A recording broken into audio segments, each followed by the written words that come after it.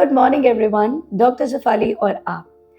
हम आजकल देखते हैं कि चाहे सिजेरियन हो, चाहे हिस्टेरेक्टमी हो, कोई भी जो गायनी प्रोसीजर है उसमें ज़्यादातर जो एनेस्थीसिया प्रेफर किया जाता है वो होता है स्पाइनल एनेस्थीसिया।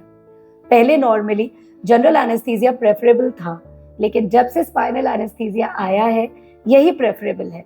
लेकिन इससे जुड़ी है बहुत सारी भ्रांतियाँ, डर, गलतफहमियाँ, जिन्हें दूर करने के लिए आज मैं ये वीडियो आपके लिए बना रही हूँ। सबसे पहली बात तो कि जब भी हमें कोई भी गायनी ऑपरेशन कराना है, सपोजिटली ईदर सिजेरियन या बच्चेदानी का ऑपरेशन, तो हमारा एम होता है कि जो हमारे शरीर का नीचे का हिस्सा है, या मैं यूं कहूँ कि जो अम्बिलिकस के नीचे नीचे का हिस्सा है, वो ऑपरेटिव प्रोसीजर की साइट है। तो हमें चाहिए कि उस एरिया में हमें पेन ना हो, सेंसेशन फील ना हो, उसमें नमनेस आ जाए कि हम अपना ऑपरेशन आराम से करा सके।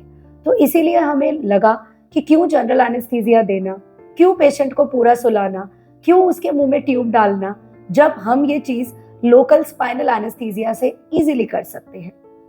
स्पाइनल एनेस्थीसिया में एक सुई होती है जो बहुत ही बारीक बाल जैसी सुई होती है। उससे हम नीचे के हिस्से में जो लंबा स्पाइन है वहां पर L2, 3, 4 के लेवल पे एनेस्थीसिया लगाते हैं। मतलब पहले आपको बिठाया जाता है, रिलैक्स किया जाता है, आप थोड़ा सा आगे की तरफ झुकते हैं, फिर जो आपकी बैक है उस पर बीटाडीन से क्लीन किया जाता है। फिर वो जो बाल जैसी सिरिंज है, सुई है, बिल्कुल पतली होती है, उससे हम एक एप्रोप्रिएट लेवल पे एनेस्थेटिस्ट के द्वारा स्पाइनल एनेस्थीसिया लगवाते हैं। वो सुई आपको इंसर्ट की जाती है एक लेवल पे। जो भी स्पाइनल एनेस्थीसिया की ड्रग आती है इंजेक्शन में, उसे तोड़ के सिरिंज में भर के फिर उस लेवल पे स्पाइन में वो ड्रग इंजेक्ट की जाती है। लगभग 10 मिनट के अंदर वो ड्रग फिक्स हो जाती है और 10 मिनट के अंदर पूरी तरह से आपके जो नीचे के पैर हैं, नीचे का हिस्सा है, वो पूरा सुन्न हो जाता है। तो हम आराम से उसमें इंसिजन लगा करके सिजेरियन भी कर सकते हैं, हिस्टेरेक्टमी बच्चेदानी का ऑपरेशन कर सकते हैं, या कोई भी अंडेदानी की गांठ है, बच्चेदानी में अगर कोई गांठ निकालनी है तो कोई भी सर्जरी उसमें की जा सकती है। हमें ये डर लगता है कि हमें इस सुई का दर्द पूरे जिंदगी रहेगा, विच इज रॉन्ग। ये सबसे बड़ी भ्रांति है इससे जुड़ी, क्योंकि ये सुई इतनी बारीक होती है, इतनी ज्यादा पतली होती है कि इसका दर्द कभी भी नहीं रहता।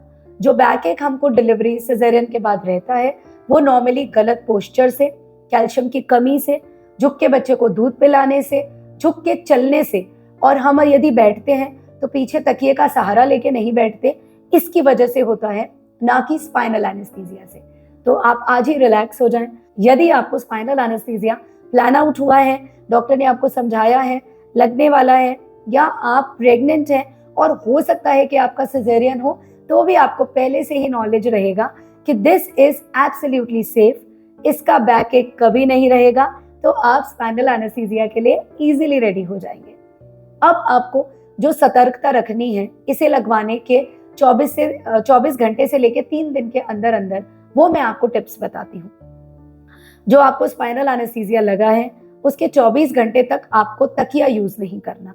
आपको अपना सर सीधा रखना है, क्योंकि यदि आप सर को उठाएंगे, ऊंचा करेंगे, तो आपको पोस्ट ऑपरेटिव हेडेक हो सकता है, जो कि पोस्ट स्पाइनल हेडेक होता है, कॉमन होता है। इसमें आपको ऐसा लगेगा कि चक्कर आता है, हेडेक होता है, ये जो नसें होती हैं हमारी गर्दन की, ये बिल्कुल तन गई हो, ये आपको दर्द जैसी फीलिंग देती हैं, चक्कर जैसी फीलिंग देती हैं। तो इसमें आपको सर सीधा रखना है, तकिया 24 घंटे तक नहीं लगाना, और आपको बहुत ज्यादा पानी पीना है।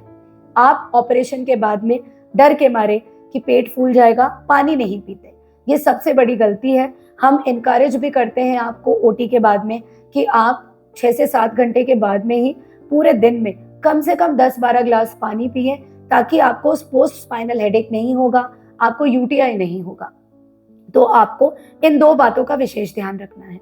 साथ ही आपको अपनी डाइट में जो भी डॉक्टर ने अलाउ किया है, ओट्स, पोहा, उपमा, उन सभी चीजों में नमक भी डालना है। नमक की कमी से भी आपको हेडेक होता है, तो आपको ये सभी चीजें अपने ऑपरेशन के 6 से 8 घंटे के बाद में चालू करनी है, आपके डॉक्टर को पूछ करके। तो इससे आपको जो स्पाइनल के बाद का सबसे कॉमन कॉम्प्लिकेशन स्पाइनल हेडेक, वो नहीं होगा। दूसरा, जो आपको चलना फिरना है वो अपने ऑपरेशन के 48 घंटे के बाद में ही आपको चालू कर देना है। कई बार आप लोग 3 दिन तक बिल्कुल भी खड़े नहीं होते, चलते नहीं हैं, उस वजह से भी अपने को कॉम्प्लिकेशंस होती हैं। तो आपको 48 घंटे के बाद अपने डॉक्टर से पूछ के 1-2 बार बेड के नीचे आराम से खड़ा होना है, चलना शुरू कर देना है। फिर आपको अपनी बॉडी का मूवमेंट ऑपरेशन के 8 से 10 घंटे बाद ही चालू करना है, जिसमें पैरों को ऊपर नीचे करना, करवट बदलना, ये सब भी आपको तुरंत 8 घंटे बाद में चालू करना है। और यही स्पाइनल एनेस्थीसिया का एडवांटेज है, क्योंकि जब हम जनरल एनेस्थीसिया में होते हैं तब हमको एक तो जनरल एनेस्थीसिया का इफेक्ट जाते ही गले में खराश होना, खांसी होना, क्योंकि ट्यूब डलती है गले में। दूसरा, भयंकर पेन होना, क्योंकि जैसे ही जनरल एनेस्थीसिया का इफेक्ट गया हमें पेन चालू हो जाता है। जबकि स्पाइनल एनेस्थीसिया का एडवांटेज है कि स्पाइनल का इफेक्ट 6 से 8 घंटे रहता है, तो 6 से 8 घंटे तक हमें अपने टांकों का दर्द भी बहुत कम महसूस होता है। तो this is also very important benefit of spinal anaesthesia. फिर जनरल एनेस्थीसिया में आपको सांस की दिक्कत ज्यादा होती है, लंग्स उतना फुल कैपेसिटी में फटाफट से नहीं आते जितना स्पाइनल में, क्योंकि स्पाइनल में हमारे ऊपर बॉडी पे कुछ भी नहीं किया गया है, तो अपर बॉडी एकदम परफेक्ट रहती है। हमारे हाथों का मूवमेंट, लंग्स का मूवमेंट, रेस्पिरेशन, सब कुछ परफेक्ट रहता है। साथ ही हमें जैसे ही बेबी आउट होता है, हमारे बच्चे के रोने की आवाज आती है, तो वो भी हमें बहुत ज्यादा सुखद अनुभव देती है। तो ये भी स्पाइनल का बहुत बड़ा एडवांटेज है कि आप पूरी तरह से कॉन्शियस रहते हैं, आप कंफर्टेबल रहते हैं। अगर कुछ लोगों को एंजाइटी रहती है तो हम उन्हें हल्का सा सेडेटिव या नींद का इंजेक्शन दे देते हैं, ताकि वो ये सब ऑपरेशन की जो एंजाइटी है वो स्पाइनल के साथ आराम से झेल सके। तो ये बड़े एडवांटेज है स्पाइनल के। इसके अलावा जब सिजेरियन होता है तो जनरल एनेस्थीसिया की ड्रग जो हम इंजेक्ट करते हैं वो प्लाजेंटा के थ्रू बेबी को भी जाती है। तो बच्चे के लिए भी ये बहुत बड़ा एडवांटेज है यदि आप सिजेरियन स्पाइनल एनेस्थीसिया में कराएंगे तो, क्योंकि जीए जब दिया जाता है तो हमें फटाफट बेबी आउट करना पड़ता है।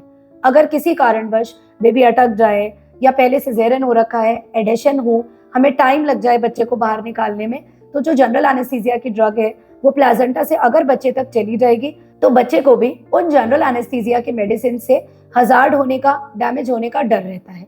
तो जब तक प्रेफरेबल हो आप अपनी एंजाइटी और डर को निकालें, जनरल एनेस्थीसिया प्रेफर ना करें, स्पाइनल में अपना सिजेरियन कराएं। तो ये थे कुछ एडवांटेज स्पाइनल एनेस्थीसिया के जो मैंने आपको बता दिए हैं।